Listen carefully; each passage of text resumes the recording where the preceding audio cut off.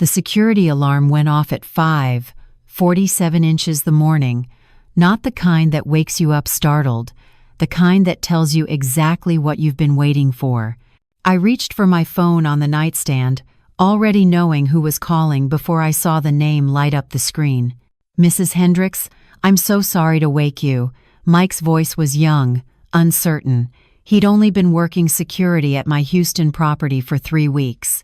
"But your daughter-in-law just pulled up to the gate with a moving truck. She's got 3 men with her, and she's saying she owns this house now. She's got paperwork, ma'am. Documents with signatures. She's telling me you don't live here anymore, and I need to let her in." I sat up slowly, pulling my robe around my shoulders. Outside my window, the early November sun was just starting to break through the oak trees that lined my street in 3rd Ward. This house. The house Raymond and I bought in 1989 for $67,000. The house we raised Brandon in. The house Vanessa thought she could steal with forged documents and a confident smile. "Let her in, Mike." "Ma'am, I don't think that's a good idea. She's very insistent, and if she doesn't actually have legal right to be here, let her in. Make sure she signs the visitor log, full name, time of arrival, license plate number, everything documented." There was a pause. I could hear his confusion. "Are you sure?" "I'm sure." "And Mike, the cameras are recording, correct?" "Yes, ma'am. All 6 angles like you requested when we installed them last month." "Perfect. Let her in."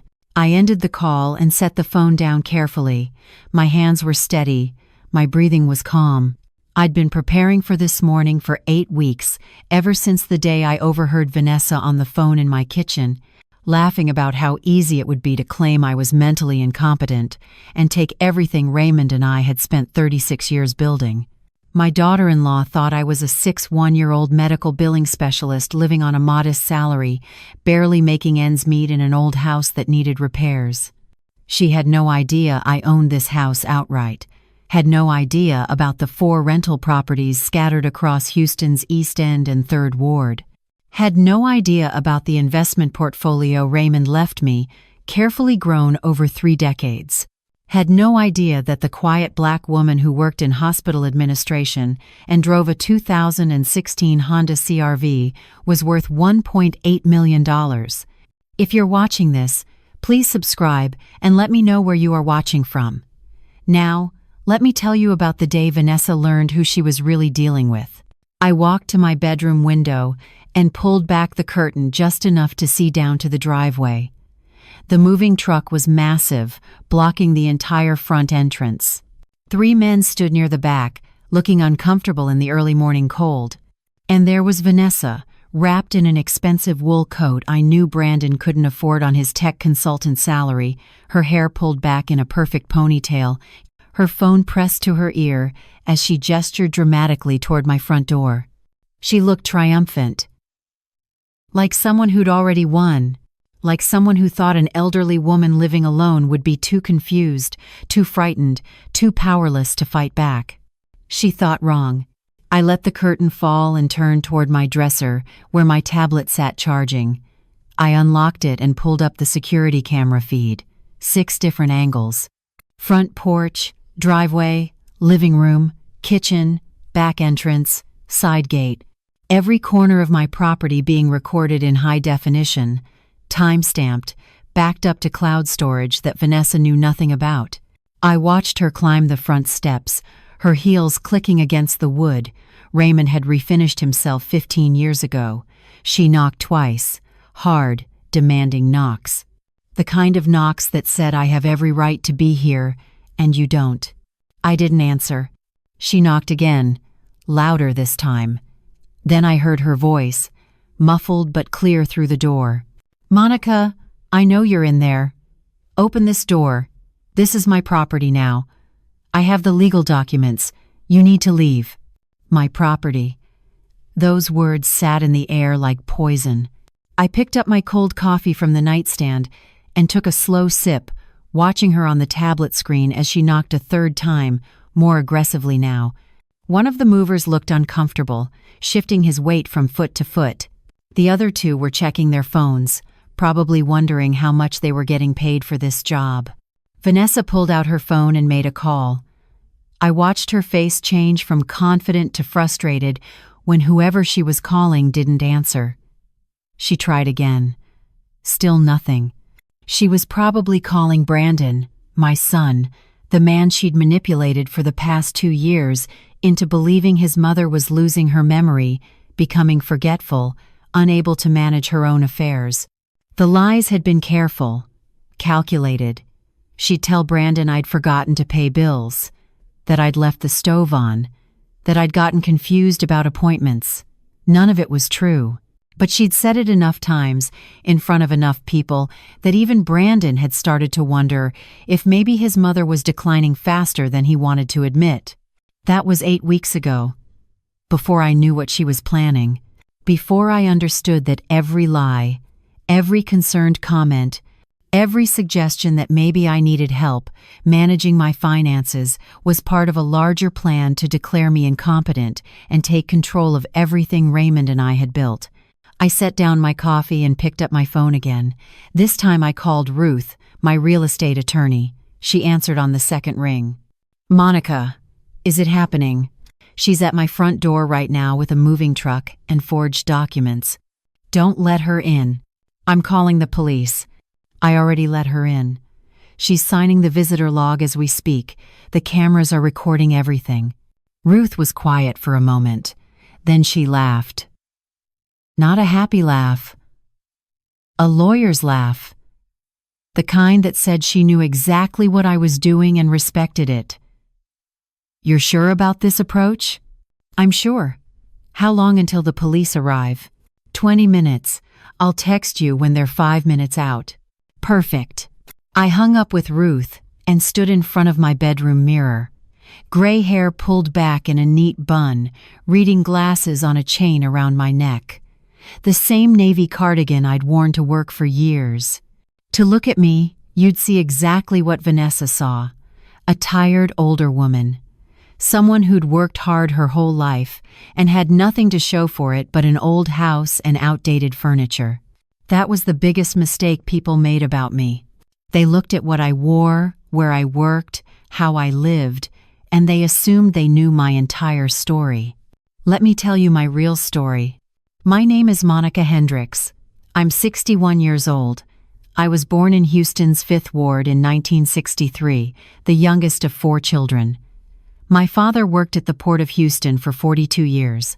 My mother cleaned houses in River Oaks, taking the bus 2 hours each way because we couldn't afford a second car. They taught me that wealth wasn't about what you showed people. It was about what you built when nobody was watching. I met Raymond Hendricks in 1982 at Texas Southern University. I was 19, studying healthcare administration. He was 21, working toward his electrician's license while taking night classes in business.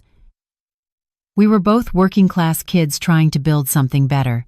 We understood each other in a way that didn't require explanation. We married in 1985. I was 22, working as a medical billing clerk at Methodist Hospital, making $18,000 a year. Raymond had just gotten his electrician's license and was making $32,000 with the city. Together we brought home about $50,000 annually. Not much, but we were careful. In 1989, we bought this house, a small 3-bedroom in 3rd Ward for $67,000. The neighborhood was rough back then. People told us we were making a mistake, that we should save longer, buy something in a better area. But Raymond saw what I saw. Good bones. Solid structure. A neighborhood that would either decline completely or turn around. We bet on the turnaround. We were right. By 1995, 3rd Ward was beginning to gentrify. Property values started climbing. Young professionals were moving in. The house we'd bought for $67,000 was suddenly worth $120,000. Raymond suggested something that sounded crazy at the time. Let's buy another property, rent it out, use that income to pay down both mortgages faster. So we did. We bought a small duplex in East End for $85,000. Fixed it up ourselves. Raymond handled all the electrical work. I painted, cleaned, managed the tenant screening. We rented both units for $650 each. That $1,300 monthly income went straight toward our mortgages. In 1998, we bought a third property, then a fourth in 2003, then a fifth in 2008 during the housing crisis, when foreclosures were everywhere and prices had crashed. Each time, we'd fix them up, rent them out, use that income to pay down debt aggressively. By 2015, we owned 5 properties in Houston, all paid off, all generating rental income. Raymond died 4 years ago, heart attack at 62. Too young, too sudden. One morning he was working an electrical job in Midtown. That afternoon he was gone. The life insurance paid out $180,000. I invested it conservatively, index funds, bonds, nothing risky. Between my salary as a medical billing specialist at $58,000 yearly, my rental income of about $6,200 monthly after expenses, and Raymond's pension benefits, I was bringing in roughly $9,800 every month. My expenses were maybe $2,400. I didn't need much. The house was paid off, the car was paid off. I lived simply because that's who Raymond and I had always been. The money wasn't about luxury, it was about security, about options, about never being dependent on anyone. But I didn't tell people about the properties, didn't broadcast my finances. In my experience, the moment people knew you had money, they started looking at you differently, started asking for loans, started making assumptions about what you should or shouldn't do with your resources. I'd learned from my parents that the wealthiest people were often the ones nobody noticed. So I kept working, kept living in the same house, kept driving the same car, kept being the quiet medical billing specialist nobody paid much attention to, and that was exactly how I wanted it. Then 2 years ago, Brandon met Vanessa. My son was 32 then, working as a tech consultant for a firm in downtown Houston. Good job. Good salary around $85,000. He'd always been a sweet kid, maybe too sweet, too trusting. He saw the best in people, which was beautiful but also dangerous. Vanessa was different from the women Brandon usually dated. She was polished, confident. She worked as a marketing manager at a pharmaceutical company, making about $72,000 yearly. She wore designer clothes, drove a leased BMW, talked about luxury vacations and expensive restaurants. She came from a family that valued appearance over substance. Her parents lived in a rented apartment in Pearland, but acted like they owned a mansion. Her mother hadn't worked in years, claiming various illnesses that required her to stay home. Her father worked sporadically in sales, never holding a job longer than 18 months. They lived beyond their means, constantly borrowing money, constantly in debt, constantly comparing themselves to people who had more. Vanessa had grown up watching her parents struggle while pretending they weren't struggling. She'd learned to measure worth by what people owned, where they lived, what they drove. And she'd learned to resent people who had what her family didn't. When Brandon brought her to meet me for the first time, I saw it immediately. The way her eyes scanned my living room, taking in the old furniture, the outdated television, the worn carpet. The way she smiled politely but couldn't quite hide her disappointment. The way she asked what I did for work and then barely listened to the answer once she heard medical billing. I wasn't what she'd expected. I wasn't impressive enough, successful enough, wealthy enough. I was just another working-class black woman in an old house in 3rd Ward. She had no idea who she was really looking at. Brandon and Vanessa got married in March 2023. Small ceremony at a hotel in the Woodlands. Vanessa wanted something bigger, something more elaborate, but they couldn't afford it. Brandon was still paying off student loans. Vanessa had credit card debt she didn't talk about, but I'd noticed when I accidentally saw her mail one afternoon at their apartment. I contributed $8,000 toward the wedding. It was what I could give without raising questions about where the money came from. Vanessa accepted it with a tight smile, the kind that said it wasn't enough, but she'd take it anyway. Her parents contributed nothing. They showed up in expensive outfits they probably couldn't afford, took photos, drank the open bar dry, and left early. The problems started almost immediately. 3 months after the wedding, Brandon called me. "Mom, Vanessa lost her job. The pharmaceutical company had layoffs. She got 2 weeks severance and that's it." "I'm sorry to hear that. How is she handling it?" "She's stressed. She's applying places, but the market is tough right now. We're okay for a couple months, but after that, it's going to get tight." I offered to help. Told Brandon I could cover some groceries, help with utilities if they needed it. He declined, said they'd figure it out. I respected that. He was trying to be independent, trying to solve his own problems. That's how Raymond and I had raised him. But Vanessa wasn't applying for jobs. I found that out later. She was doing occasional freelance marketing projects, making maybe $2,800 some months, $1,500 others. Nothing consistent.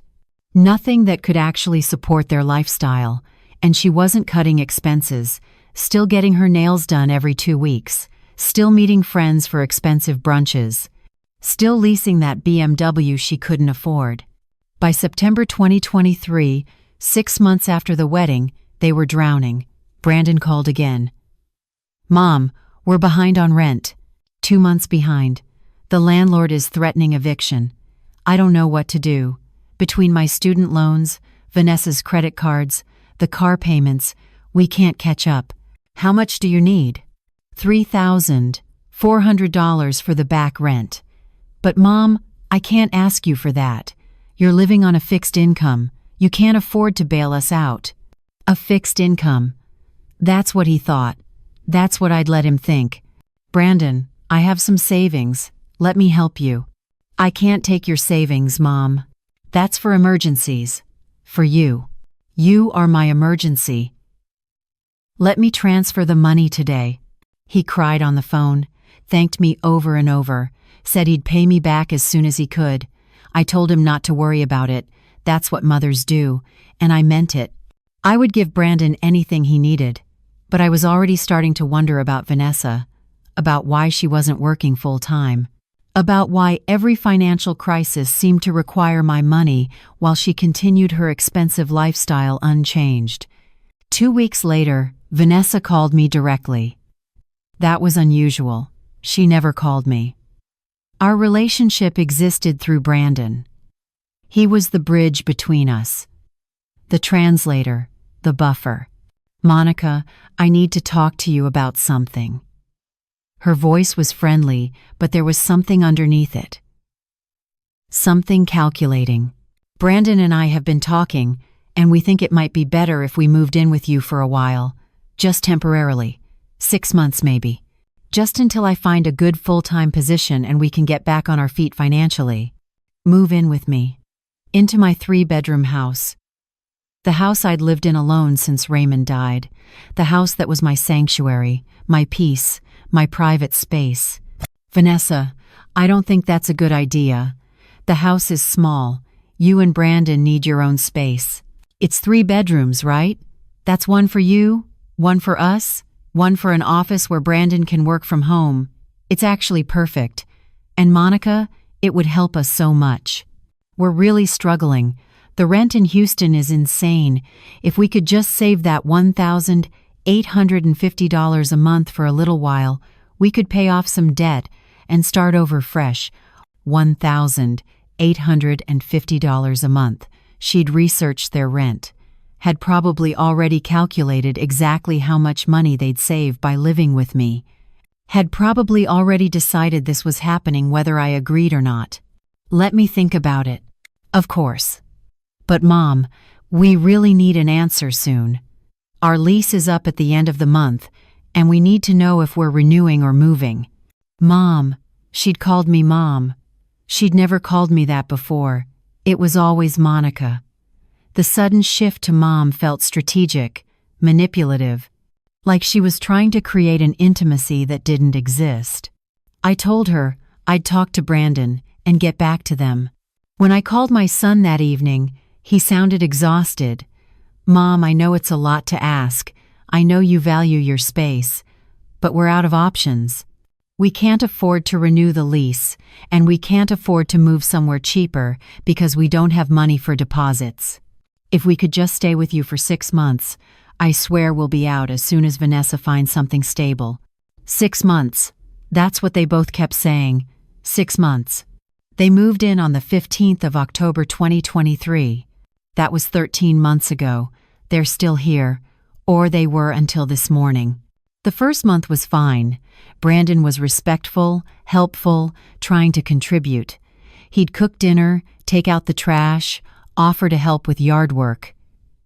Vanessa was polite but distant. She'd stay in their bedroom most of the day, working on her laptop, taking calls, doing freelance projects. She rarely helped with household tasks, rarely offered to buy groceries or contribute to utilities. By November, things started to shift. Small comments at first. "Monica, have you thought about updating this kitchen? The appliances are really outdated."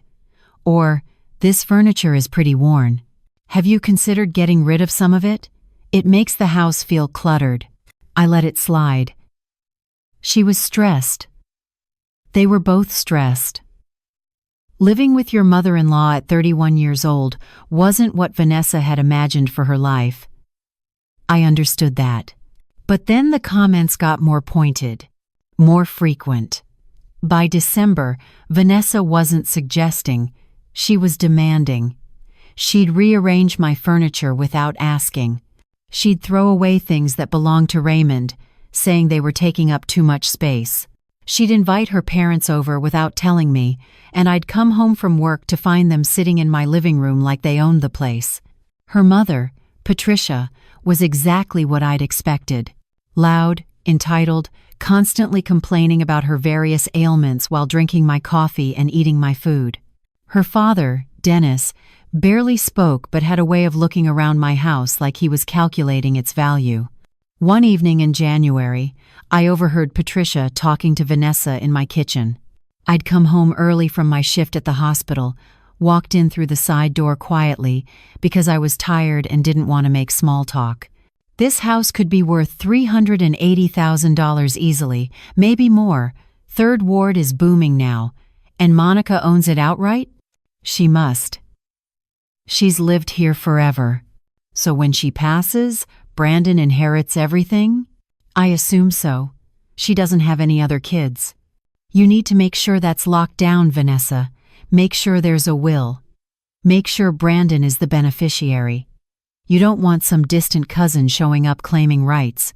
I stood frozen in the hallway, listening to them discuss my death and my property like I was already gone, like my life was just an inconvenience, standing between them and an inheritance they thought they deserved. Vanessa laughed. "Mom, she's 61. She's got at least 20 more years. I can't wait that long." "Then you need to be smart about this. Find out what else she has. Bank accounts, retirement funds, life insurance, and start positioning yourself now. Make yourself indispensable. Make Brandon indispensable. That way, when the time comes, there's no question about who should be managing her affairs." "What are you suggesting?" "I'm suggesting that older people get confused sometimes. They forget things. They make mistakes with bills, with medications, with finances. And when that happens, family has to step in. Take over. Make decisions for them. For their own good, of course." My hands clenched into fists. I understood exactly what Patricia was suggesting. Financial exploitation. Elder abuse. Declaring me incompetent, so they could take control of everything Raymond and I had built. I walked loudly down the hall, making noise so they'd hear me coming. By the time I entered the kitchen, they were sitting at the table looking innocent, scrolling through their phones like they'd been having a casual conversation about nothing important. "Monica, you're home early." Vanessa's smile was bright, fake. "Slow night at the hospital. They sent some of us home." Patricia stood up, gathering her purse. "Well, I should get going. Dennis is waiting in the car." "Vanessa, honey, think about what we discussed." She left. Vanessa went back to their bedroom, and I sat in my kitchen, in the house Raymond and I had bought 35 years ago, realizing that I had welcomed a threat into my home. That my son's wife wasn't just entitled and lazy, she was dangerous. That night, I couldn't sleep. I lay in bed thinking about everything I'd overheard, everything Patricia had suggested, everything Vanessa had agreed to consider. The more I thought about it, the more I realized this wasn't a spontaneous conversation. This was a plan, something they'd been building toward. Something that had probably started the moment Vanessa learned I owned this house. The next morning, I called my attorney Ruth.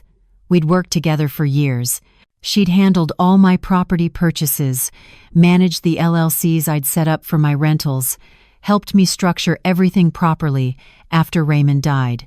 She was the only person outside of Raymond who knew the full extent of my assets.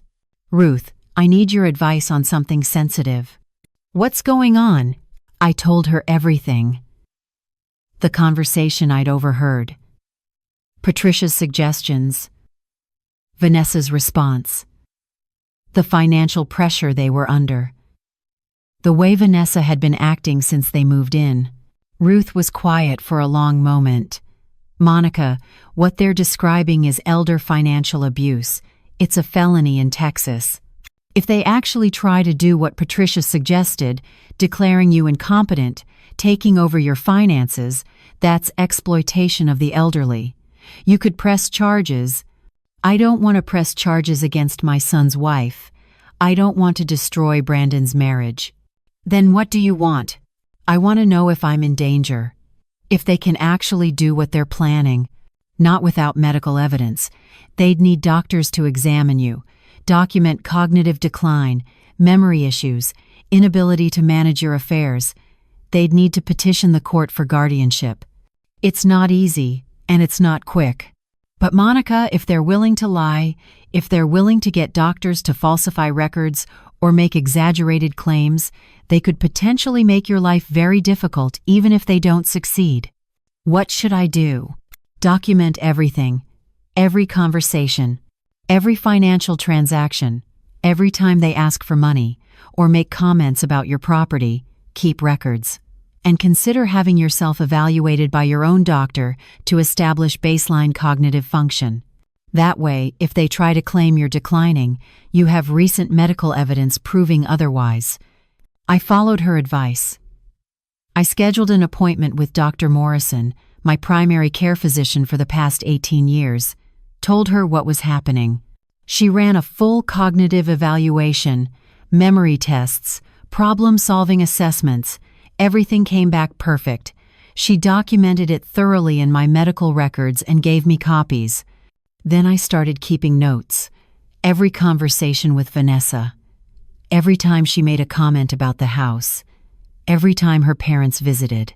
I kept a journal, detailed and dated, locked in my bedroom closet where no one could find it. February passed. March passed. The tension in the house grew thicker. Vanessa stopped being polite. She'd make demands instead of requests. She'd criticize everything about how I lived, how I decorated, how I managed my home. She started acting like she owned the place, and I was the guest who'd overstayed her welcome. Brandon noticed but didn't say anything. I could see it in his eyes when Vanessa would snap at me or rearrange my things without asking. He was uncomfortable but conflict-averse. He'd grown up in a peaceful home where Raymond and I rarely fought. He didn't know how to navigate this kind of tension. In April, Vanessa announced she was pregnant, 7 weeks along. Brandon was overjoyed. He called me from work, his voice full of excitement. "Mom, you're going to be a grandmother. Can you believe it?" I was happy for him, genuinely happy. But I was also terrified. Because I knew what this meant. It meant they weren't leaving in 6 months like they'd promised. It meant Vanessa now had even more leverage. It meant any confrontation about their behavior would be complicated by the pregnancy, by Brandon's desire to support his growing family, by my desire to be part of my grandchild's life. Vanessa knew it too. I could see it in her eyes the next time I saw her. The calculation. The satisfaction. She had me trapped. And she knew it. That's when things escalated. In May, I came home from work to find Vanessa in my bedroom. Not just in my bedroom. In my closet. Going through my personal papers, my tax returns, my bank statements, documents I kept in a locked box that she'd somehow opened. "What are you doing?" My voice was calm, but my heart was racing. She turned around, not even embarrassed. "I was looking for the property deed. Brandon and I were talking about possibly refinancing the house to pull out some equity, to help with the baby expenses. I needed to see exactly how the ownership is structured. The house is in an LLC. You won't find the deed here. And I'm not refinancing anything." "An LLC? Why would you put your house in an LLC?" "For tax purposes. And liability protection. It's how Raymond and I structured all our properties." I saw her face change. That one word. Properties. Plural. "All your properties? You have more than just this house?" I'd made a mistake. I'd revealed something I shouldn't have. But I couldn't take it back now. "That's not your concern, Vanessa. How many properties? That's private financial information." She stared at me for a long moment. Then she smiled. Not a friendly smile. A predator's smile. "Monica, we're family now. Especially with the baby coming. Brandon and I need to understand the full picture of the family's assets. For planning purposes. The family's assets are my assets, earned by Raymond and me over 36 years of work. They're not community property. They're not Brandon's inheritance yet. They're mine." Yet. That's an interesting word. She walked past me, out of my bedroom, leaving my personal papers scattered across the bed. That night I couldn't eat, couldn't focus. I sat in my living room pretending to watch television while Brandon and Vanessa talked quietly in their bedroom. I could hear the murmur of their voices but couldn't make out the words. I didn't need to. I knew exactly what Vanessa was telling him, that his mother had multiple properties, that she'd been hiding assets, that she was wealthier than she'd let on. The next morning, Brandon knocked on my bedroom door. "Mom, can we talk?" We sat at the kitchen table, just the two of us. Vanessa had gone to a doctor's appointment for the pregnancy. "Vanessa told me you have other properties besides this house." "I do." "How many?" 4 rental properties, all paid off, all generating income." Brandon looked at me like I was a stranger. "Why didn't you tell me?" "Because it wasn't relevant. Your father and I built those properties over decades. They're my retirement security, my safety net. They're not anyone else's business. I'm your son. How is that not my business?" "Brandon, when you were struggling with rent, when you needed $3,400, did I hesitate? Did I ask you to pay me back? Did I make you feel bad about needing help?" "No, but I helped you because I could, because I love you, because that's what mothers do. But helping you doesn't mean I owe you a complete accounting of my finances." "Mom, we've been living here for 7 months, thinking you were barely getting by, thinking we were burdening you, and the whole time you had rental income coming in?" "Yes, and I never made you feel like a burden, never asked you for rent, never complained about paying for all the groceries and utilities. Never made you feel like you owed me anything. But you let us think you were struggling. I never said I was struggling. You assumed that because I work a regular job and live modestly, those were your assumptions, not my lies." He ran his hands through his hair, frustrated. "Vanessa thinks we should know the full extent of your assets.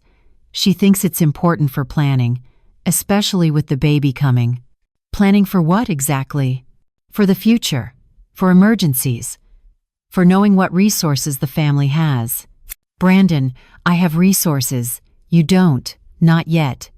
Those properties are mine. The income is mine. When I die, you'll inherit everything. But until then, my finances are my business. That's a pretty cold way to talk to your only child. It's an honest way.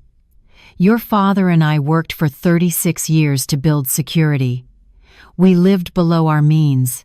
We sacrificed. We made smart decisions. That wealth is the result of our discipline.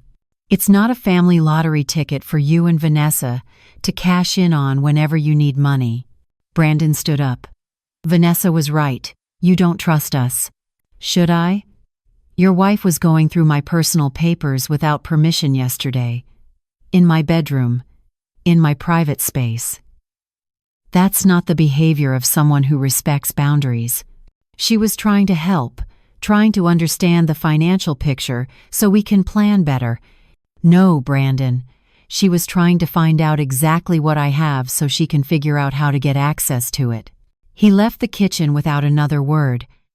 I heard him on the phone minutes later, talking to Vanessa. His voice was angry, defensive. I'd never heard him talk to me that way before.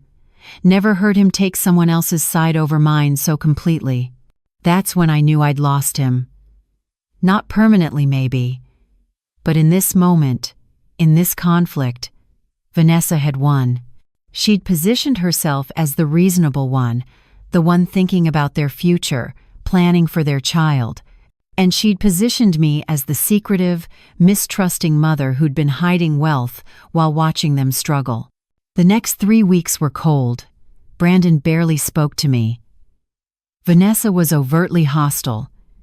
She'd make comments about trust and family and transparency, always loud enough for me to hear. She'd talk on the phone with her mother, discussing how difficult it was to live with someone who didn't value family unity. In June, I came home early from the hospital again. I'd developed a pattern of varying my schedule, coming home at different times, never fully predictable. It was a survival instinct I didn't even realize I'd developed. Vanessa was on the phone in the kitchen. She didn't hear me come in through the side entrance. Ruth, I need your professional opinion on something. She was talking to someone named Ruth, but not my Ruth. A different Ruth.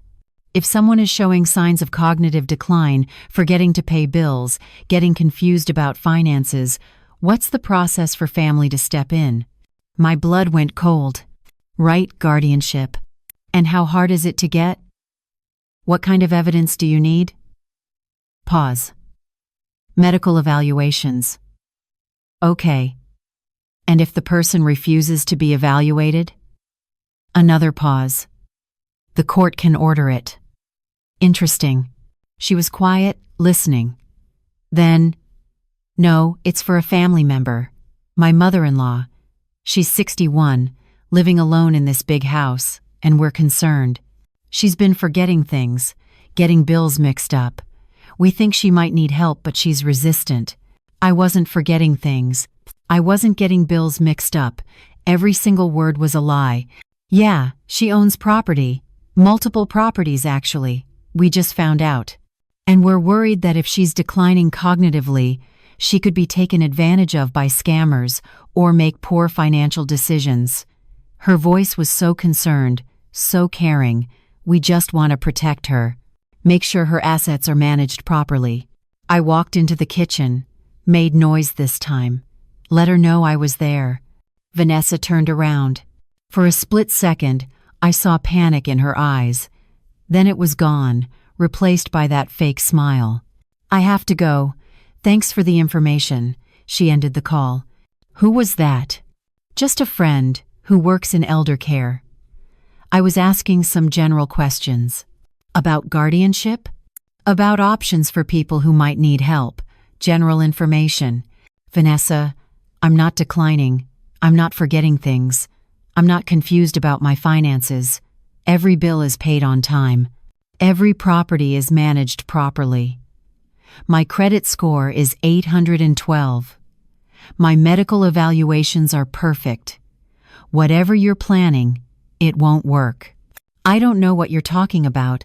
I was just gathering information in case we ever need it in the future. You were gathering information about how to declare me incompetent so you can take control of my assets. That's a horrible accusation. It's the truth. And I heard you. Every word. She stared at me. The mask dropped. The sweet, concerned daughter-in-law disappeared. What was left was cold. Calculating. You can't prove anything. It was a private conversation. Private conversations in my kitchen aren't private. This is my house, Vanessa. Everything that happens here is my business. For now. Those two words hung in the air like a threat. What does that mean? It means you're 61 years old. It means you're living alone in a house that's too big for you. It means you're working a stressful job at your age when you should be retired. It means eventually, something will happen. You'll get sick. You'll get confused. You'll need help. And when that happens, Brandon and I will be here, ready to step in, ready to take care of everything.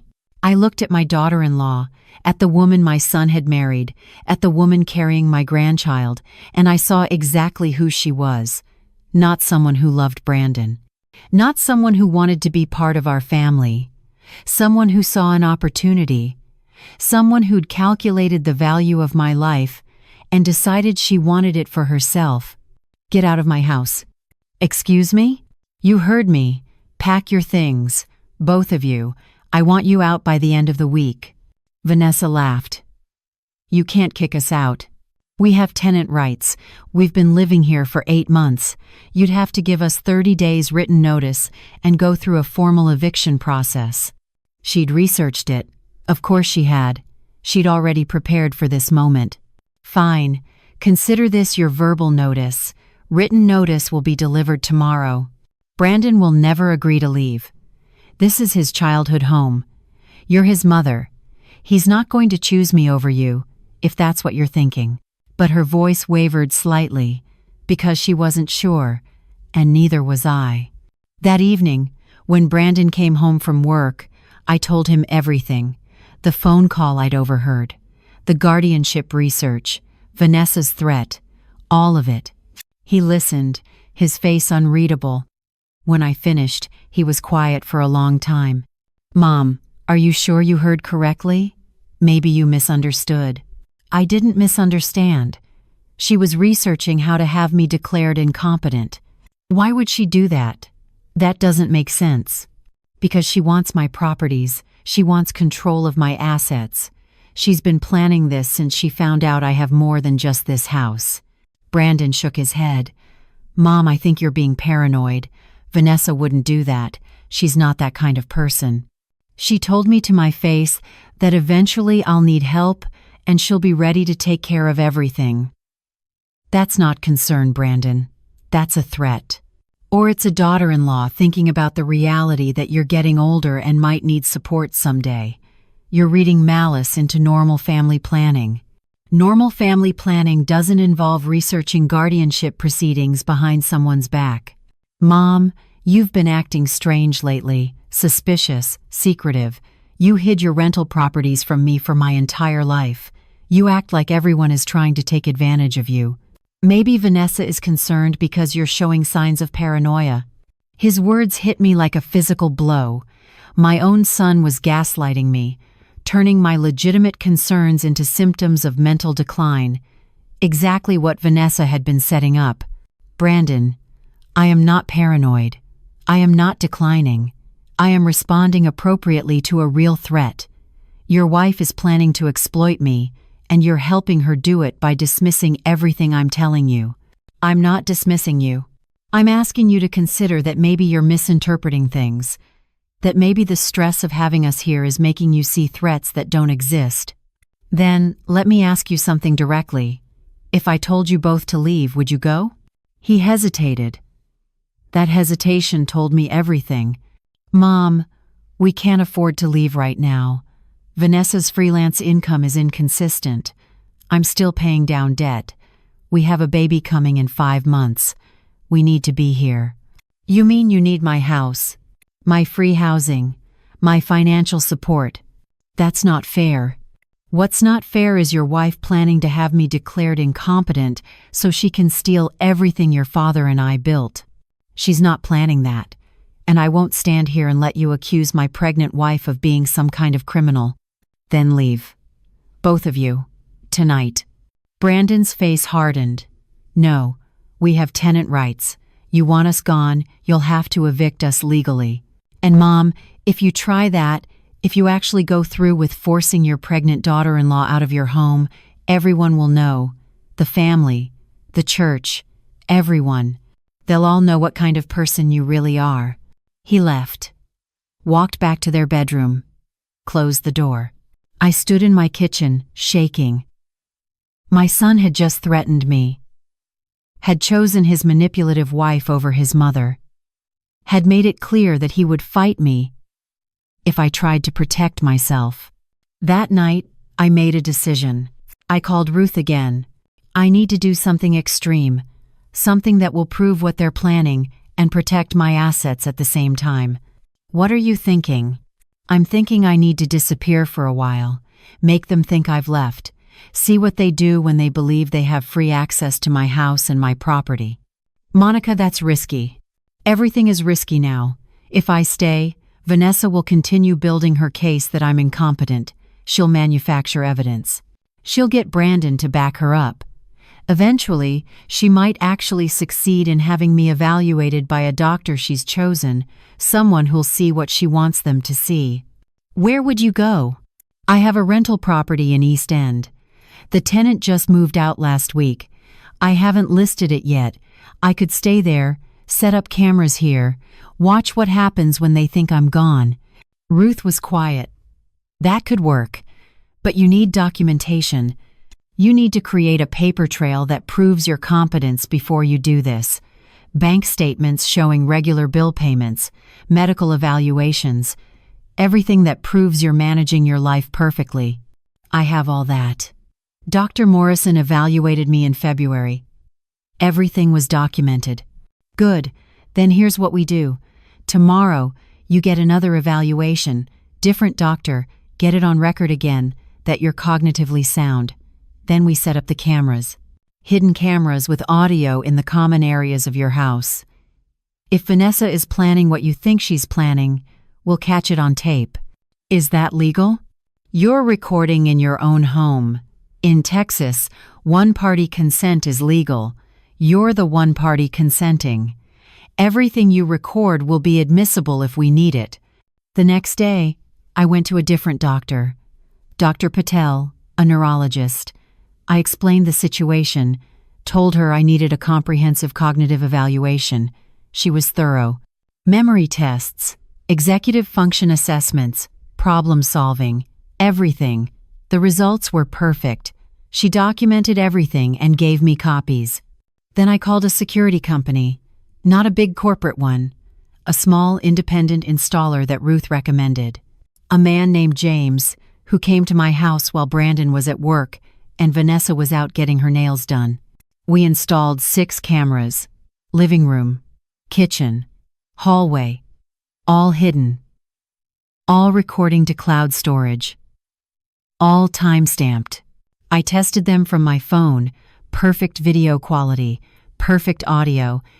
Mrs. Hendricks, whatever you're dealing with, I hope this helps. It will, one way or another.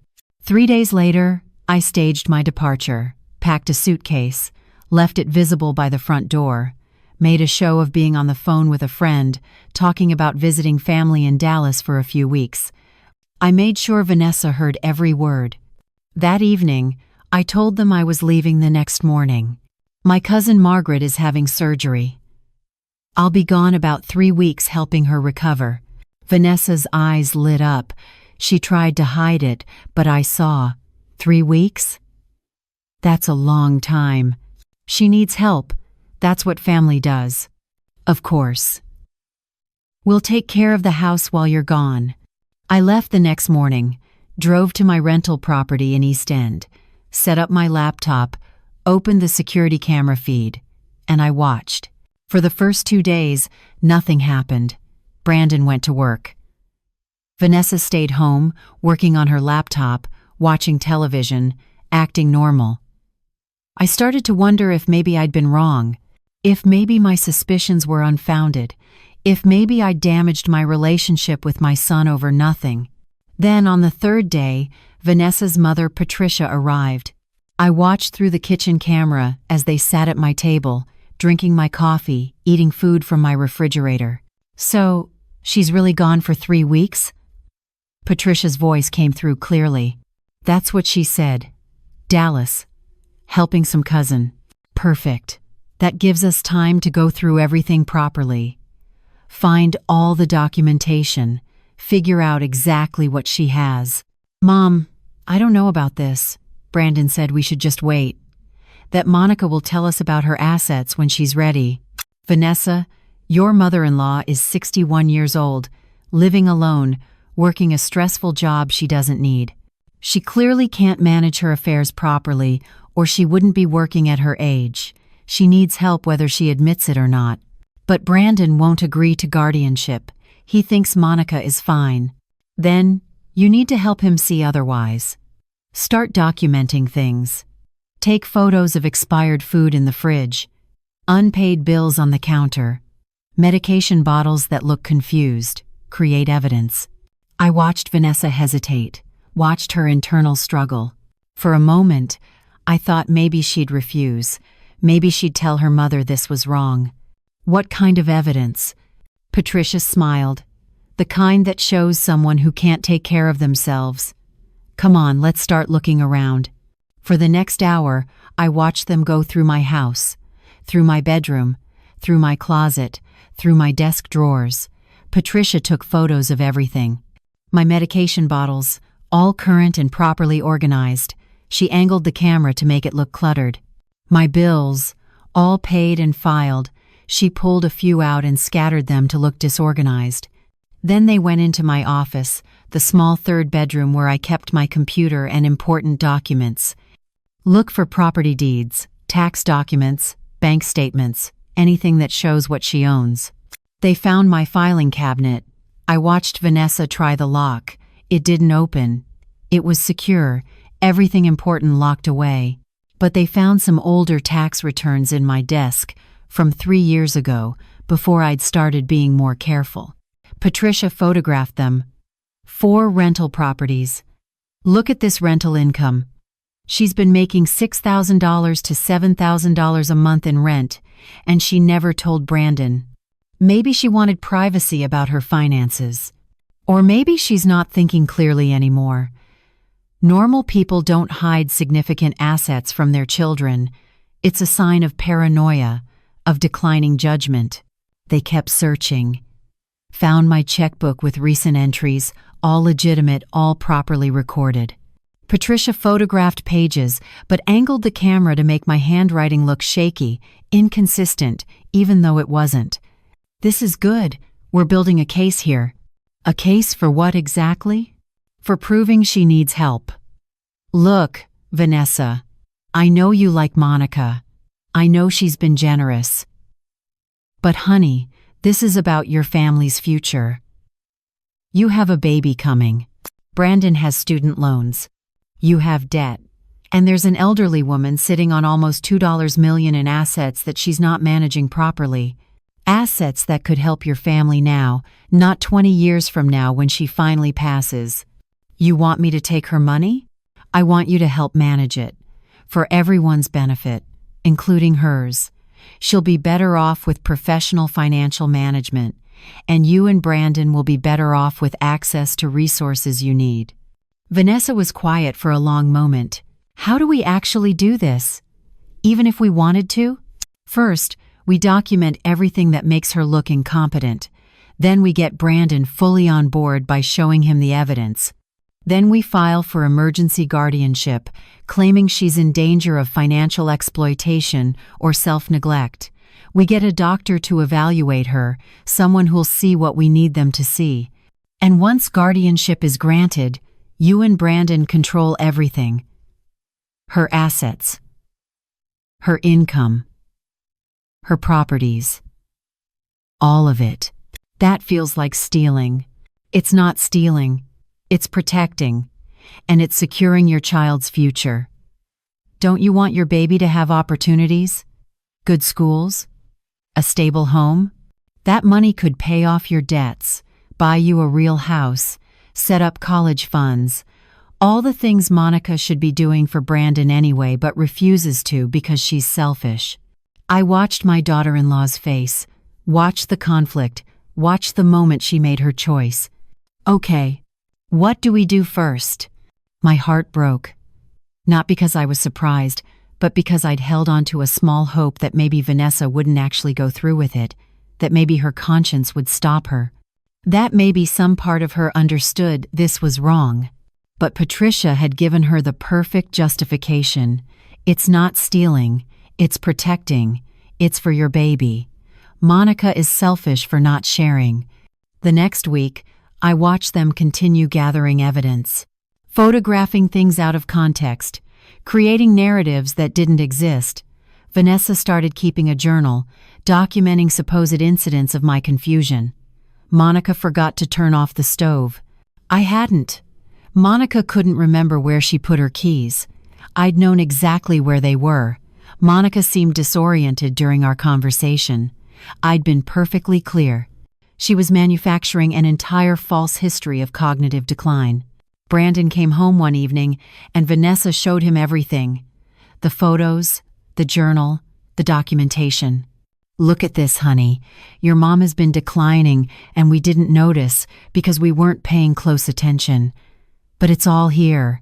The disorganization, the confusion, the memory issues. I watched my son look through the evidence. Watched him frown. This doesn't look like Mom. These photos, this journal, it doesn't match what I see every day. That's because she's good at hiding it around you. She doesn't want you to worry. But Brandon, she needs help, real help, and we're the only ones who can provide it. I don't know, Vanessa. This feels wrong, like we're building a case against her. We're building a case for her own protection. Baby, your mom is 61, working night shifts at a hospital, managing multiple properties alone. That's too much for anyone her age, especially someone who's starting to decline. We need to step in before something bad happens, before she makes a terrible financial decision or gets scammed or hurts herself. I watched Brandon struggle, watched him want to believe his wife, watched him look at manufactured evidence and try to reconcile it with the mother he knew. If we do this, if we actually pursue guardianship, she'll never forgive us. She will eventually. Once she realizes we did it out of love, once she sees that we're managing her assets properly and taking care of her, she'll understand. And if she fights it, then we prove to the court that she's not competent to make that decision. Brandon, I know this is hard. But think about our baby. Think about our future. Your mother has resources that could change our lives, resources she's hoarding while we struggle. That's not fair. That's not what family does.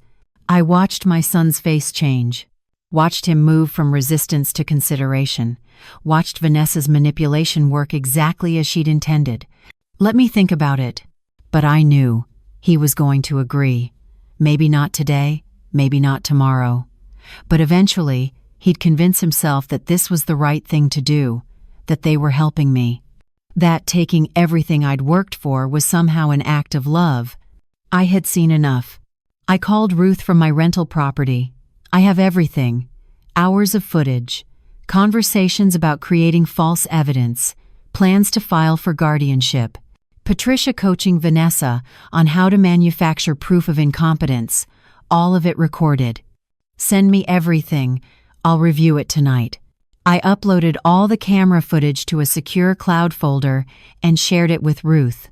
She called me back at midnight. Monica, this is ironclad.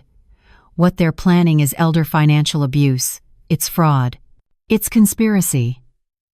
If they actually file guardianship papers using falsified evidence, they'll be facing felony charges. I don't want them arrested. I want them out of my house. I want my son to understand what his wife really is. Then here's what we do. Tomorrow, you file for a restraining order based on this evidence. We petition the court for emergency removal from your property. We present the recordings showing their intent to commit fraud. The judge will grant the order, and they'll have 24 hours to vacate. Will Brandon fight it? He can try. But the evidence is overwhelming. His wife and mother-in-law are on camera discussing how to fake evidence of your incompetence. No judge will side with them. What about the pregnancy? What about my grandchild? Ruth's voice softened. Monica, I know this is hard, but if you don't stop this now, you'll lose everything. And that baby will grow up with parents who taught them that exploiting elderly family members is acceptable. Is that the legacy you want? She was right. I knew she was right. The next morning, Ruth filed the emergency petition. We had a hearing that afternoon. I presented the evidence. The judge watched the recordings, listened to Patricia coaching Vanessa, saw the manufactured journal entries, heard them discussing guardianship as a way to access my assets. The judge's face was stone. This is among the most disturbing cases of planned elder abuse I've seen. Restraining order granted. The respondents have 24 hours to remove themselves from Mrs. Hendricks's property. If they resist, law enforcement will assist. That evening, I returned home. Brandon's car was in the driveway. I walked up to my own front door and unlocked it with shaking hands. They were both in the living room. Vanessa looked up when I entered. Monica, you're back early. How's your cousin? I was never in Dallas. I was in East End, watching you, watching everything you've done in my house while you thought I was gone. Her face went pale. I have recordings, Vanessa. Every conversation with your mother, every photo you took, every false journal entry, every plan to have me declared incompetent so you could steal my properties. Brandon stood up. Mom, what are you talking about? Your wife has been planning to file for guardianship, to claim I'm mentally incompetent, to take control of all my assets, and your mother-in-law has been coaching her on how to create fake evidence. That's not true. Vanessa's voice was shaking. I have video. I have audio. I have everything. And so does the court. There's a restraining order. You both have 24 hours to leave my property. If you don't, the police will remove you. Brandon looked between us, confused, desperate. Mom, there has to be some misunderstanding. There's no misunderstanding. Your wife tried to steal from me, and you were about to help her do it. I handed him copies of the restraining order, copies of selected footage transcripts, enough for him to understand what had really been happening. He read them in silence. I watched his face as he processed every word, every damning conversation, every manufactured piece of evidence, every plan to exploit his mother. When he finally looked up at Vanessa, his eyes were filled with something I'd never seen before. Betrayal. Disgust. Tell me this isn't real. Tell me you didn't actually plan this. Vanessa opened her mouth, closed it. She had no defense. The evidence was overwhelming. Get out of my house. My voice was steady. Both of you. You have 24 hours. After that, anything you leave behind becomes my property. Brandon looked at me with tears in his eyes. Mom, I didn't know. I swear I didn't know it had gone this far. But you were considering it. You looked at that false evidence and instead of defending me, you thought about how much money you could access. You chose her over me. I'm sorry. So am I. They packed that night. I watched from my bedroom as they loaded their car. Vanessa was crying. Brandon was silent. By morning, they were gone. That was 8 months ago. November 2024 turned into December, then January, then February. Winter passed into spring. The house felt different now. Quieter, emptier, but also mine again, fully mine. Brandon and Vanessa moved into a small apartment in Pasadena. I heard through church friends that they were struggling financially. That Vanessa had finally gotten a full-time marketing position, but the salary was lower than she'd hoped, that Brandon was working extra hours to cover their expenses. That the baby, a girl they named Maya, was born in October, healthy, beautiful, 7 pounds 4 ounces. I saw photos on social media, my granddaughter, dark curls, Brandon's eyes. I stared at those photos for hours, memorizing every detail of a child I'd never held. Brandon called me twice in those 8 months. The first time was 3 weeks after they'd left. "Mom, I need you to know I didn't understand what Vanessa was planning. Not fully. I knew she was concerned about your finances. I knew she thought you needed help. But I didn't know about the fake evidence, about the manufactured journal entries, about Patricia coaching her. I didn't know any of that. But you were willing to consider guardianship. You looked at that evidence and saw an opportunity, not a lie. I was scared. Scared we couldn't provide for our baby. Scared we'd never get out of debt. Vanessa made it sound like we were helping you, not hurting you. She made it sound reasonable. It was never reasonable, Brandon. It was exploitation. And the fact that you couldn't see that you needed recordings to prove your wife was trying to steal from your mother, that tells me everything about where your priorities were." He was quiet for a long time. "I know I failed you. I know I chose wrong. And I'm sorry. I'm so sorry. I appreciate the apology, but it doesn't change what happened. It doesn't change that when I needed you to stand up for me, you sided with the person trying to destroy me. Can we fix this? Can we come back from this? I don't know. Maybe someday. But not now. Not when my trust in you is completely broken." The second call came last month, April 2025. His voice was different, tired but also stronger somehow. "Mom, I left Vanessa, filed for divorce last week. I have temporary custody of Maya while we work out the permanent arrangement." I sat down, processing his words. Why? Because I finally saw her clearly. Saw who she really is. After we moved out, after the pressure was off, I expected things to get better between us, but they got worse. She was angry all the time. Angry at you for not giving us money. Angry at me for not fighting harder to stay in your house. Angry that her plan didn't work. She blamed you? She blamed everyone but herself. And one night, about a month ago, she told me she wished we'd just gone through with the guardianship before you found out, that we should have moved faster. That it was my fault we lost access to your money because I was too weak to commit fully to the plan. She admitted it. She admitted everything. Said she never loved me. She loved what she thought I'd inherit.